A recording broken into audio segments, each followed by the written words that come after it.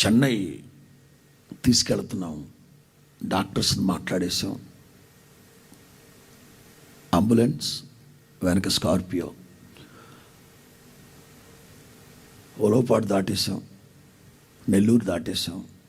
గూడూరు దగ్గరికి వెళుతున్నప్పుడు అంబులెన్స్లో చెప్పారట, మా అబ్బాయిని పిలవండి. బండ్లు ఆపారు. నేను వెనక స్కార్పియోలో ఉంటే రమ్మన్నారు. వెళ్ళి కూర్చున్నాను. అంబులెన్స్ ఎక్కుతుండగానే ఇట్లా నా మెడను అట్లాగా పట్టుకొని లాక్కొని గుండెల మీద పడుకోబెట్టుకున్నాడు. ఆయన అంబులెన్స్లో పడుకున్నాడు. ఏంటి అని అంటుండగానే 2 చేతులు మెడ మీద వేసి అట్లాగే ఇక్కడ పడుకోబెట్టుకున్నాడు.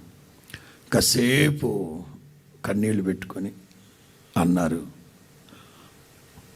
నువ్వైనా నా విశ్వాసాన్ని కాపాడరా, వీళ్ళందరూ విసిగిస్తున్నారు, నువ్వైనా నా విశ్వాసాన్ని కాపాడరా, వెళ్ళిపోదాం వెనక్కి.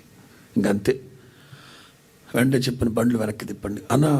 గూడూరు వచ్చేసాం. ఇంకా 1.5 అవర్లో అక్కడ పెద్ద డాక్టర్లు అందరినీ మాట్లాడి పెట్టాము. అక్కడ పర్లేదు, వాళ్ళకి ఏదైనా డబ్బులు ఇవ్వాల్సి వస్తే కట్టేయండి, వెనక్కి వెళ్ళిపోదాం పదండి. ఆయన అన్న మాట, నువ్వైనా నా విశ్వాసాన్ని కాపాడరా.